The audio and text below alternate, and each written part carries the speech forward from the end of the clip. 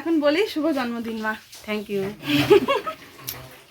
এখন একটু বেরোবো যে দাদার সাথে স্কুটি নিয়ে, মার স্কুটি নিয়ে। মাকে বলিনি, চুপ করে বেরোচ্ছি। মামামকে ওর মনির কাছে রেখে যাচ্ছি। হ্যাঁ হ্যাঁ, একটু নাম লিখে দাও।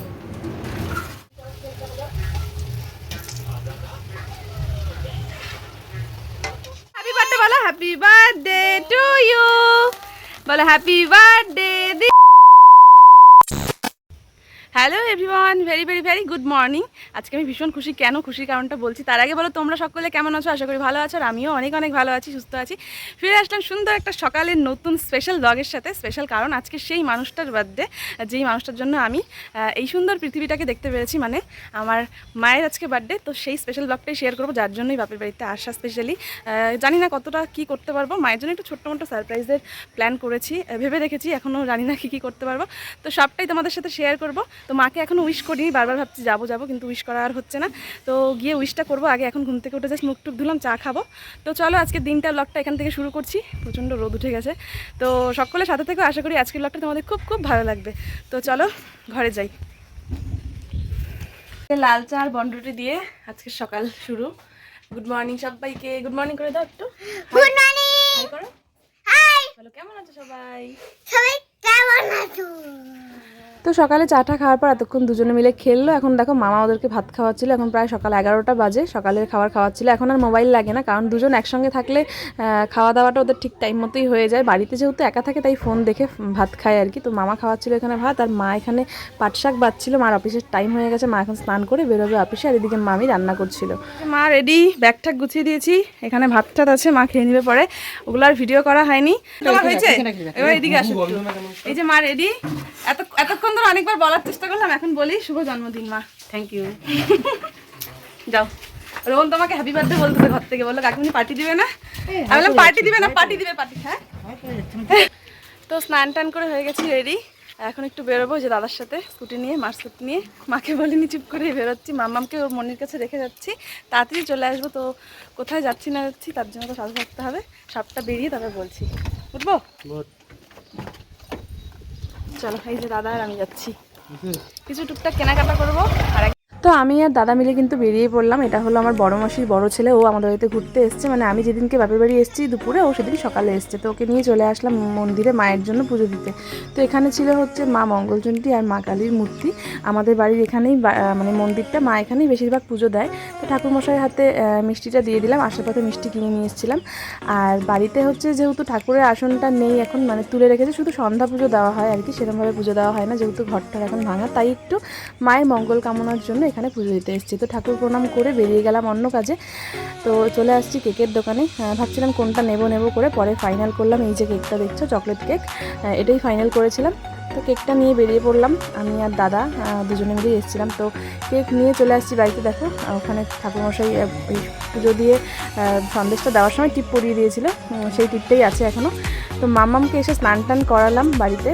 এখন মাম্মাম আর ক্যামেরার দিকে তাকাতে চাইছে না, ওর এত পরিমাণে ঘুম পেয়েছে। দেখো লাইট অফ করে দিল, শুয়েও পড়লো ওর জায়গা মতো। তো ওকে ঘুম পাড়িয়ে রেখে এইদিকে আমি আমার কাজ শুরু করলাম। লাইফে ফার্স্ট টাইম পায়েস বানানো শুরু করেছি আজকে। মাসির থেকে সবটাই শুনে নিয়েছি, আর শাশুড়ি মাকে দেখেছি টুকটাক, সেই আন্দাজ মতোই করছি সবটা। জানি না কেমন হবে, মায়ের কাছে ভালো লাগলেই আমার কাছে মনে হবে ভালো, যেহেতু মায়ের জন্য করছি। এতদিন মা আমার জন্য করেছে, আমি ফার্স্ট টাইম মায়ের জন্য বানাচ্ছি পায়েস। তো পায়েসটা নামানোর পর এখানে লুচিটাও বানিয়ে ফেলছি, কারণ এসব ভেজাল রাখার থেকে না রাখাই ভালো। আগে করে নিই, কারণ মাম্মা এখন ঘুমোচ্ছে। সবটা রেডি হয়ে গেছে, এখন মা আসার অপেক্ষা শুধু।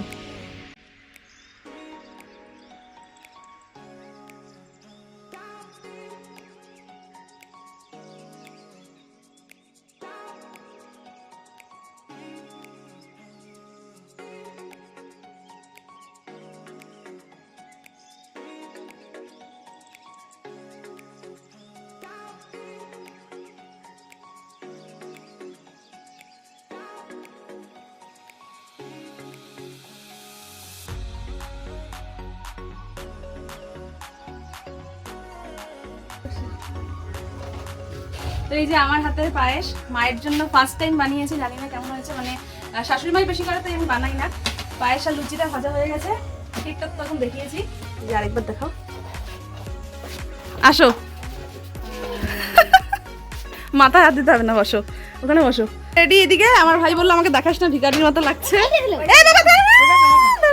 খাইয়ে বলো হ্যাপি বার্থডে বলো।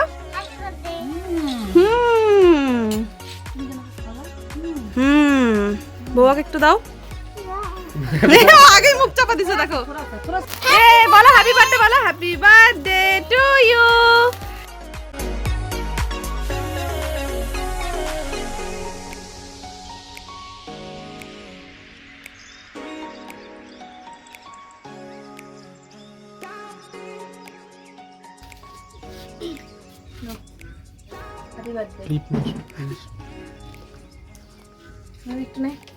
ক্যামেরার ওই পারে ভাই জন্মদিন কার খাবার থেকে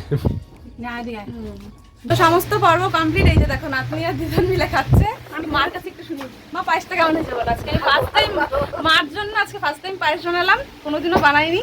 ওই যে বললাম শাশুড়ি বানাই বেশি না, আমি মাম্মামের জন্মদিনেও বানাই না, মাই বানাই, শাশুড়ি বানাই। কি হয়েছে মা? ওলে বাবা ভালো হয়েছে তো মা? ভালো। মা নিজে নিজেই বললো, আমি রিভিউটা তাও নিলাম, কিন্তু মা তার আগেই বলছে যে টেস্টি হয়েছে।